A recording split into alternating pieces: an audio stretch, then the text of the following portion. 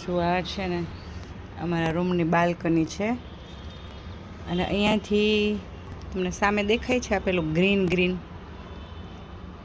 તે કડવા લીમડા છે બધા.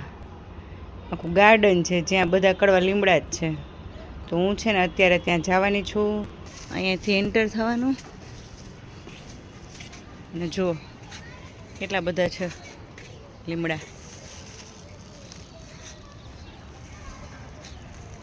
આ જે તમને નીચે દેખાય છે ને થડ એ બધા જ લીમડાના ઝાડ છે ને બધામાં ખૂબ સરસ એવો મોર આવ્યો છે.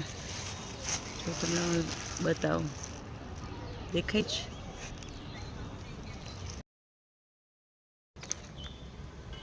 જો આ ફૂલની જે ડાળી હોય ને એને આ રીતે તોડી લેવાની, દેખાય છે? મસ્ત. ને પૂળા લીમડાના પાન પણ તોડવાના.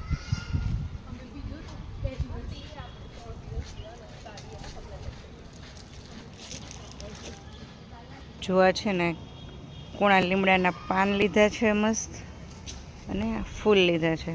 આટલું લેવાનું છે. અને હવે હું ઘરે જતી રહીશ. નહીં, પહેલાં થોડું વોકિંગ કરીશ. ચલો, તો તમે પણ મારી સાથે વોકિંગ કરવા. હું અત્યારે 45 મિનિટ્સ વોકિંગ કરીશ અને પછી ઉપર ઘરે જઈશ. અને ત્યારબાદ મળીશું જ્યારે હું પેલો લીમડાના પાન અને મોર પલાળીશ ને ત્યારે. ત્યાં સુધી બાય. તો હું છે ને હવે અહીંયા આ બંને દાળીને ધોઈ લઈશ સરસ, એટલે જે કાંઈ પણ ઉપર માટી ચોંટી હોય એ બધી નીકળી જાય. વ્યવસ્થિત ધોઈ લેવાનું છે અને પછી એને પાણીમાં પલાળી દેવાનું આખી રાત માટે.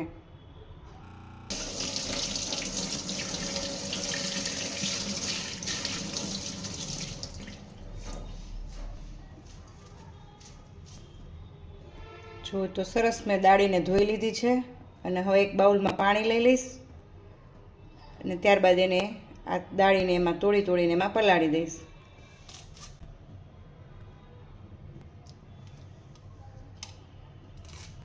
જો તો આ રીતે મોર લઈ લીધો છે અને હવે આ પાનને પણ લઈ લેવાના છે. આપણે પાન છે ને કૂણા લેવાના છે. આ રીતે જાડા પાન નથી લેવાના, કૂણા પાન હોય ને આ રીતે એ લેવાના છે. અને આપણે આ પાણીમાં આખી રાત પલાળી રહેવા દેવાનું છે અને સવારે એને પીવાનું છે. હવે બીજા દિવસે સવારે પ્લેટ હટાવી અને આ જે પાન અને મોર પલળી ગયા છે પાણીમાં સરસ, એને હાથેથી મસળી લેવાનું છે, જેથી કરીને પાનમાં રહેલી કડવાશ અને પેલા મોરમાં રહેલી કડવાશ બધી જ પાણીમાં આવી જાય. અને ત્યારબાદ એને ગાળી લેવાનું છે. હવે ગાળી લીધા પછી એને આપણે નરણા કોઠે પી લેવાનું છે. નરણા કોઠે પીવાથી જ આના ફાયદાઓ છે. અને આ પીધા પછી છે ને 1 કલાક સુધી કંઈ પણ ખાવાનું કે પીવાનું નથી. અને આ પાણી છે ને એ થોડો કલર ચેન્જ થયો છે, પરંતુ ગ્રીન કલરનું નથી થયું, કેમ કે આ લીમડાના પાનને જો તમે મિક્સરમાં પીસીને તૈયાર કરો તો કદાચ એ ગ્રીન પાણી થાય, પરંતુ આ રીતે એને તમે ફક્ત મસળો એટલે એ ગ્રીન કલર ન થાય, પરંતુ થોડો કલર ચેન્જ થઈ જાય અને કડવાશ એમાં પૂરેપૂરી આવી જાય. તો ચલો હવે હું અહીં આપણું આ લીમડાનું પાણી પી લઈશ. જોઈએ કેવું કડવું લાગે છે.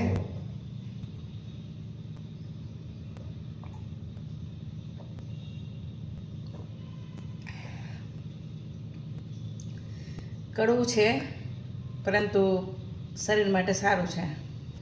તમે પણ આ રીતે ચૈત્ર માસમાં લીમડાનો મોર અને લીમડાના પાન આ રીતે રાત્રે પાણીમાં પલાળી ત્યારબાદ સવારે એને મસળી ગાળી અને નરણા કોઠે પીવાની જરૂરથી ટ્રાય કરજો, જે આપણા શરીર માટે ખૂબ જ ફાયદાકારક છે.